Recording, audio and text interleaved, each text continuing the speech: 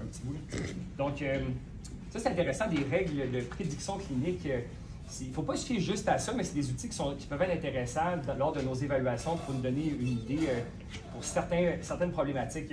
Et puis ça, c'est une étude, c'est en 2003, donc le cluster de Winners. C'est 4 tests, et puis qui nous indique qu'il y a une possibilité d'avoir une radiculopathie cervicale, donc une atteinte d'une racine nerveuse. Puis il y a 4 tests.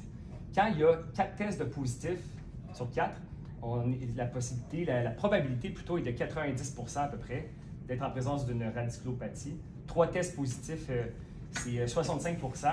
Donc, si on fait ces tests-là, si les 4 sont positifs, on peut être pas mal certain qu'il y a une très probable radiculopathie cervicale. Fait que les 4 tests, on peut commencer assis, pas nécessairement en ordre comme dans vos pages. Donc, il y a la rotation cervicale. Et puis, donc, si tu tournes ta tête d'un côté, lorsqu'elle est en bas de 60 degrés, du côté ipsi au problème, donc des douleurs, une radiculopathie, ça peut descendre dans le bras, bien sûr. Donc, si c'est en bas de 60 degrés d'un côté, c'est positif. Fait que 60 degrés, c'est à peu près les 2/3 de l'amplitude. Ici, l'amplitude est d'à peu près 90 degrés. On peut prendre un goniomètre, prendre une photo du haut, regarder l'amplitude par rapport au thorax, par exemple. On compare avec l'autre côté.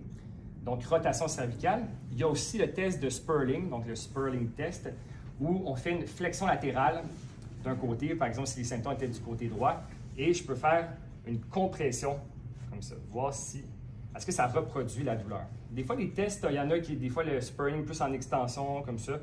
Je l'ai bien vu, je pense que la meilleure façon, pas mal, c'est vraiment flexion latérale et une compression. Ça va comme ça, Marc. On peut se mettre aussi devant le patient, bien sûr, pour voir son non-verbal, comment ça se passe. Donc, 2 tests. Et ensuite, les 2 autres tests sont sur le dos. Si tu viens juste ici, pardonne-moi, Len, si on va prendre ta place ici. Donc, sur le dos, ou le test de traction. On descend un petit peu comme ça. Dans l'étude, il est décrit, encore un petit peu plus, s'il te plaît, comme ça. Exact. Il est décrit vraiment sur le dos. Donc, on regarde ici en faisant une traction globale au niveau cervical. Est-ce que en fait, quand le test est positif, c'est quand on fait une traction puis ça diminue les symptômes dans le bras.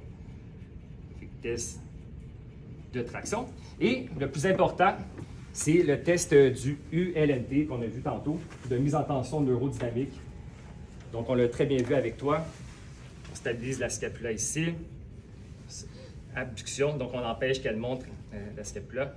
Abduction, on va pas mal jusqu'au bout. Ensuite, on fait notre supination. Ça va, je tiens comme ça. Supination, extension des doigts, extension du poignet en prenant vraiment les doigts comme ça ici. On va en rotation externe complète, ça va ici. Et voir si ça reproduit les symptômes du patient. Comme on a vu tantôt, ça va ici.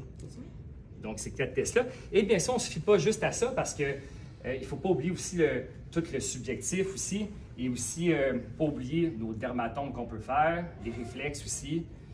Aussi voir nos biotomes, Clonus Babinski, tout le bilan neurologique.